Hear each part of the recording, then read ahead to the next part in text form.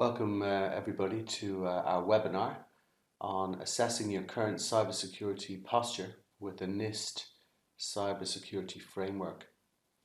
The purpose of this webinar today is to introduce you to the NIST Cyber Security framework, to give you some tools as well. What we've done is we've created a slightly simplified version of the NIST framework to allow you to scorecard your current cybersecurity position and perhaps where you would like to take it in the future. We've taken a kind of an auditor's view of it in the sense that NIST is tiered through maturity levels from not being done to being completely adaptive.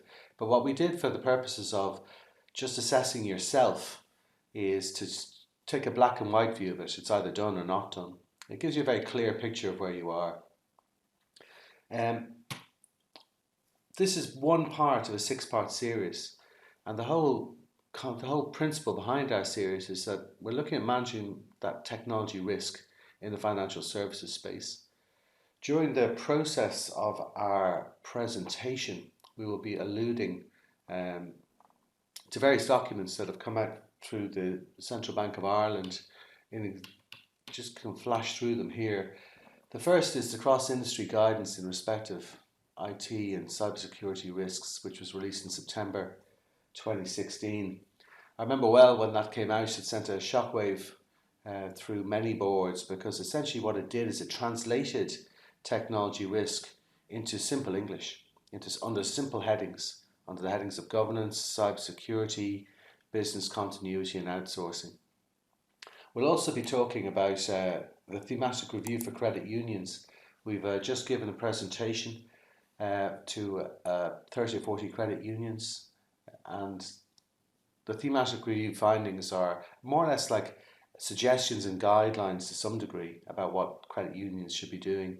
But I think they apply more broadly across the financial services also, whether you're in insurance, assurance, or whether you're in wealth management. It's immaterial really. There's lessons to be learned here for everybody.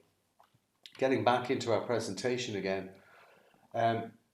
like I say, this is part one of a 6-part series. The next part of our series will be on how to develop and build a risk register, and then really developing an overall system and strategy around to manage risk. And that will be in different types of formats. It'll be in webinar format, in documentation format, and there will be key documents that we give you at each stage. So feel free to subscribe, or even better, pass it on to people who you might feel find it useful. I'm Mark Hurley, CEO of Spector Information Security. Our goal today is to learn how to assess your business's current and desired cybersecurity state. So really what we're trying to assess is, what does your current profile look like, and what would better look like maybe in 6 months' time or 12 months' time, or at a time that suits yourselves. We've built a very simplified tool which we're going to share with you. It'll be downloadable based upon the NIST Cyber Security framework.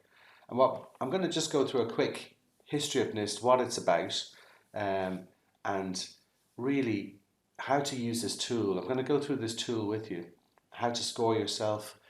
It's pre-built, it's ready to roll. But I'm also going to suggest you what you don't do next. What we often find is that people will do NIST and kind of go, okay, well, I need to do this and I need to do that and I need to do stuff immediately. That's not the approach we're going to take. The critical piece after NIST, after scoring yourself and performing a gap analysis, is to develop your risk register. Don't even think about action before that happens. So a little bit more about us. We've been doing managed compliance services since about 2013. We've been doing audit and assessment from an IT security perspective since we started, since 2002. We've been working with financial services companies of different types.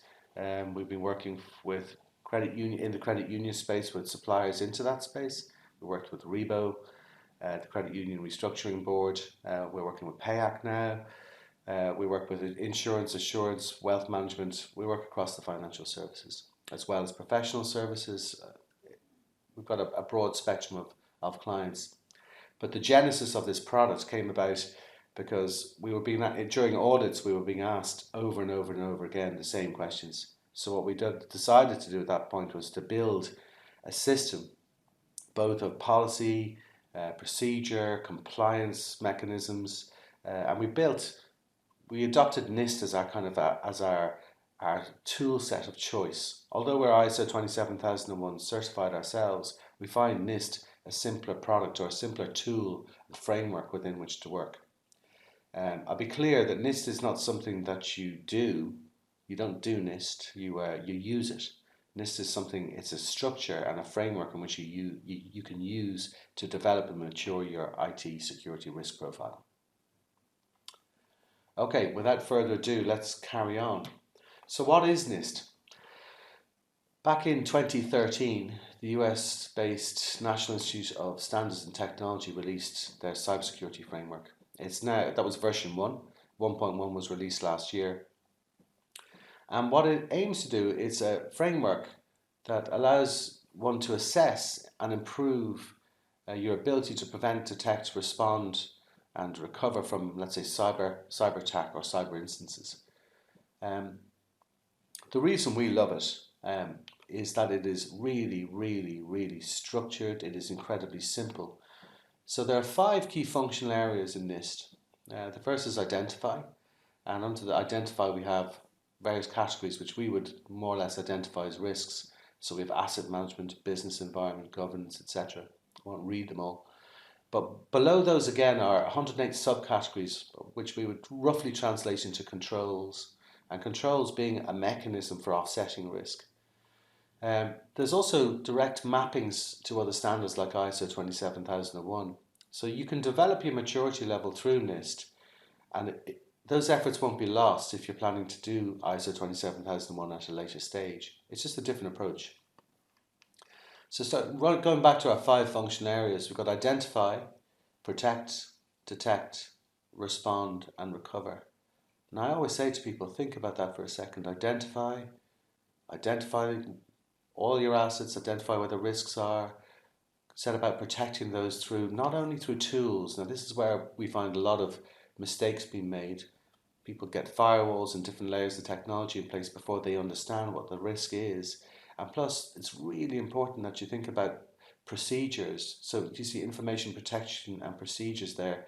We're talking about processes and policies that define how you want to protect that your identified risks. How do you detect, either in real time or otherwise, how things are happening? So we're looking for anomalous behavior. We're looking for stuff that shouldn't be happening. So for instance, you might have hundreds of failed login attempts from an administrative account in your network. Now that's clearly something you want to know about. So how do we detect those things in real time, and what are the tools and what are the mechanisms that we would require to make that happen? Response, generally speaking, I would allude to GDPR here, and everyone's aware that from becoming aware of having an incident, a data leakage incident with personal data, you have 72 hours to respond to the Data Protection Commissioner. That's only one example, but how do you respond and who's needed? What does incident management look like, and how do you handle? Are there third parties required? Do you have cyber liability insurance as an example?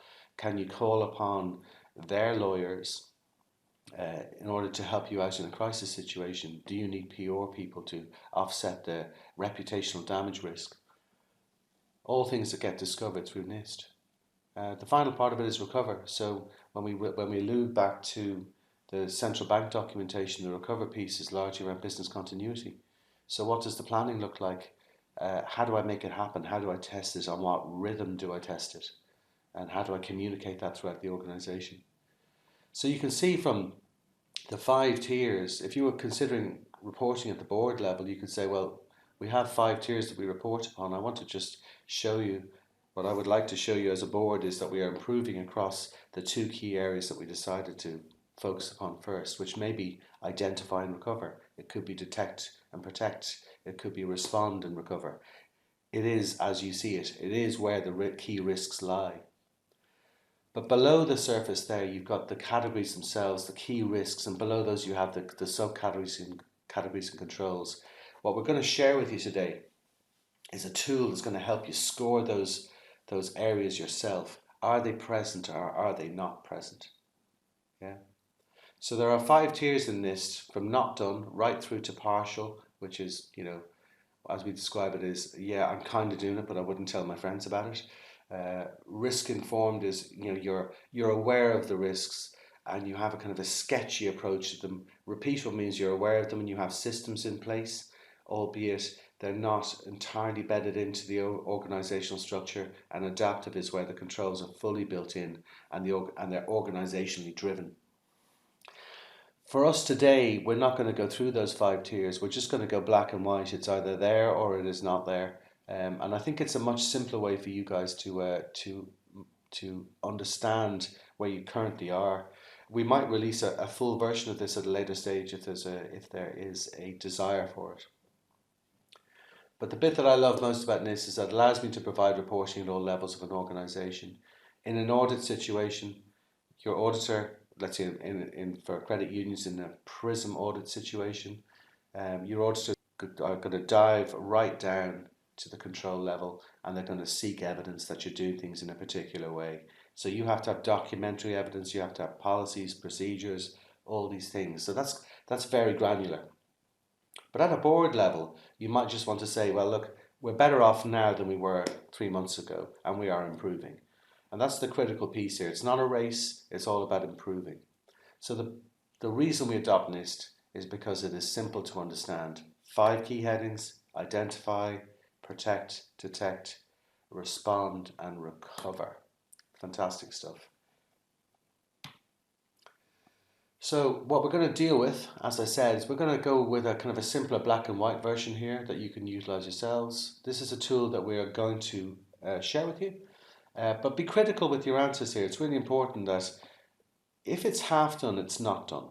If, for instance, if you have an asset register, as an example, that hasn't been updated in 2 years, that's not done, because if it's over a year old, it's stale, it's most likely out of date.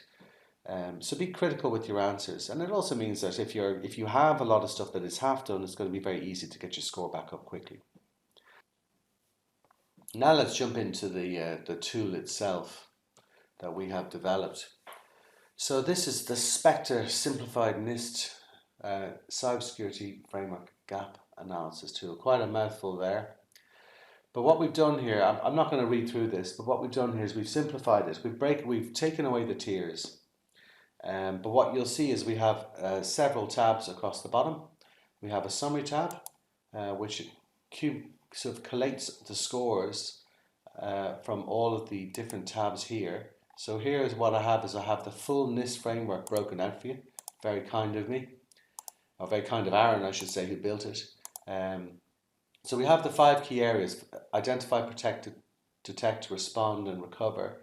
But they're summarized here. So this here is my current status, and this is my desired status. This is what I'm hoping to achieve over a period of time.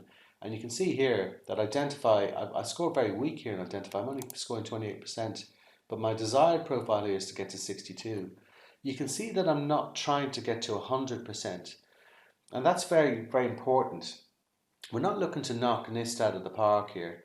To score 100%, you would be, it's the kind of goal that maybe a nuclear facility might have. As a smaller company, and different companies are going to have different profiles and different goals. It's important you set your goals. These could be goals for 12 months or even 2 years. And so when you get to 12 months' time, you can reset your goals and keep on improving. So this tool allows us to go through. So I'm going to just take identify first. I'm not going to go through them all one by one, but I'm going to take a segment perhaps out of each one. So here these are the subcategories, or what we would describe as controls, under asset management, under business environment governance. So these are the risks, these are the subcategories that you saw in the presentation. So under identify, we have subcategories of asset management, business environment, governance, risk assessment, etc. This is quite long here. So the 2 longest ones are identify and protect. You can see that it drags on here, but once we get out to recover, it really starts shrinking down. Have we got recovery planning in place? What improvements are there? What communications have been set up? And respond even is light. But let's go back to identify first. In our example here, take the first one. Take the first category of asset management. Physical devices and systems within the organization are inventoried. Now, we have a very nuanced question set that we've developed to support this. So rather than saying yes or no here, we'd be saying, well, first of all, do you have a hardware inventory of absolutely everything in your organization across the board? Um, are there owners on that? And when is the next time that you plan to review it? Now, if you answered yes to all three of those questions, I would say you're at a 4 in NIST world. But for the sake of simplicity here, if you have a physical asset register with all of your physical assets, and I'm not just talking about your IT guys dumping out what they sold you onto a piece of paper. I'm talking about everything. I'm talking about telephony. I'm talking about CCTV. I'm talking about entrance systems. I'm talking about everything with an IP address and everything with a electrical charge in your business, bar the fridge. And if that is up to date has been created in the last year, the answer there is yes. Software platforms the same. Now, the best people to get that information together for you are definitely your IT people. They generally speaking will use a remote management and monitoring tool, which will allow you to harvest that information in the software that you use throughout the organization. Organizational communication and data flows are mapped. Now, this brings us into GDPR world. So this is data mapping, for want of a better description. So everything in the organization. So we're talking about confidentiality of data, where personal data lies. Has it all been mapped out, and how that data is managed throughout its life cycle within your business? So do you have one of those plans? If you prepared for GDPR, and if you have a DPIO, you will have that plan. External informations have been catalogued. So that's like what's outside the business, cloud, important critical parts of your infrastructure that may not be within your premises. Resources such as hardware, devices, data are prioritized and classified based upon the criticality and business value. This is tricky, right? This is where things start getting tricky. So you have an asset register, which most people build in order for financial purposes, for writing off and depreciating over time. From an IT risk perspective, we build an asset register, forgive me, for the purpose of building a risk register. And a risk register is a critical component in managing risk in your business. So what we're talking about here really is building and developing that risk register. Cybersecurity roles and responsibilities for the entire workforce and third-party stakeholders, etc., have been established. So how you manage roles and responsibilities. So as a supplier, I heard through one of the credit unions that they'd been asked in a PRISM audit, how do you know what your supplier of your core software, I think it might have been Progress, how do you know what they're doing when they're on your server?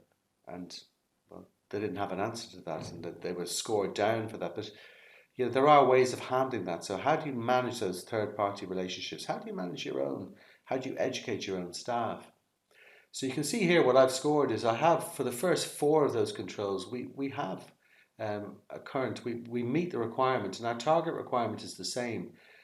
But you also see that the risk register, number 5 there, and number 6, they're marked as no. So I could say, well, actually, you know what? I do want those in place because I think they're important. So you'd mark those up there, and that affects the score on the front page. Now, clearly, I'm not going to go through all 108 controls. To get a better understanding of each of these subcategories or each of these controls, you can go to the NIST website. There's quite good information around each one of these. If you find yourself under pressure and you need to get this gap analysis done, or you want to prove to your board, or you have let's say an audit coming up, it's a great way to establish the principles of how you're going to proceed with your auditor, to say, like, look, we've done our gap analysis, we understand where we are, and from this we're going to take key risks and we're going to address those first. Now that will come in the next part of our 6-part series, which is building the risk register, and out of that risk register will come your plan. But what you'll see here in my tool is that I have this summary, and you'll see that my scores here my current profile score is 28%. My desired is 69.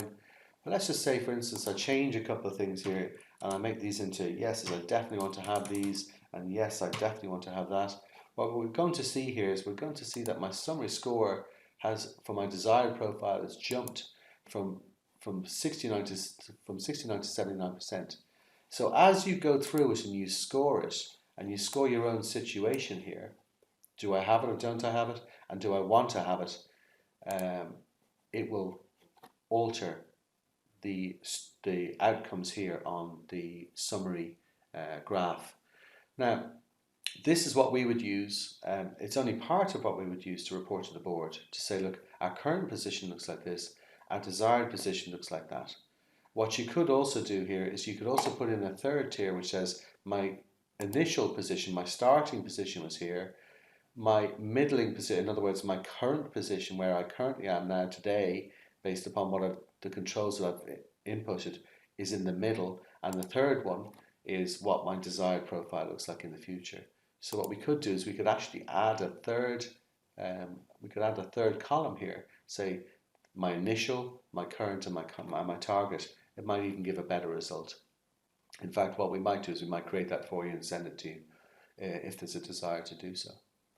But the core thing is that you have to wash through all these controls. You have to go through all 108 subcategories one by one, scoring them out. And while you're doing them, think about them and say, well, actually, maybe a point of action would be this, or this is half done, or it's not half done. Create notes as you go through. Print it out, create notes as you flow through it. Generally speaking, we find that it takes somewhere between 2 and 5 days to do this properly. And it takes normally at least 3 or 4 passes. So prepare yourself to spend a bit of time in here. Get the teams of people around the table for whom can answer the problems about risk. Get your IT people involved. Get all the third parties that you feel feed into this risk profile. And get the documentation. If they can't provide you with documentation, make it a condition of your contract with them that this stuff is reviewed regularly. Don't shoulder the entire responsibility yourselves. So this tool is going to be available to you. We'll make it available to you today after the presentation. Flicking back to my presentation, we're going to wrap up here because that's it. All we're trying to do in this presentation is to say, where am I and where would I like to get to? Where am I? Where would I ideally like to get to? So many thanks to all of you for watching. But keep in mind that identifying the gap here is only the first part of your job. And if you're under pressure to get this done, talk to us. We've got a really rapid methodology. We've got very good question sets around assessing that risk, and also it'll be a proper NIST assessment across the 4 tiers, giving you proper scorecarding. You can download the tool below and share this with anyone who you might feel benefit. Okay, that wraps it up. We have discussed our simplified NIST tool, how you can assess yourself, how you can create a target profile in the future. If there is a desire, we'll create that middle tier for you and we'll send it out to you. But keep in mind one thing, this is only the first step. The next step will be building a risk register, which for me is the central, most critical part of the beginning of your risk journey. NIST helps you, but the risk register is absolutely critical. Download this tool. We're going to fire it off at you, and also share it with anybody who you feel might benefit from it. We work with companies in all different spaces, but if there are other people in your space, if you're in credit unions, you're in a user group or something like that, share with those guys. We've got loads more content on the way, and if you've got any questions or feedback, feel free. Once again, just a quick thank you to everybody for watching. Feel free to make contact with us, and we look forward to sharing more information with you over the coming weeks. Thank you very much.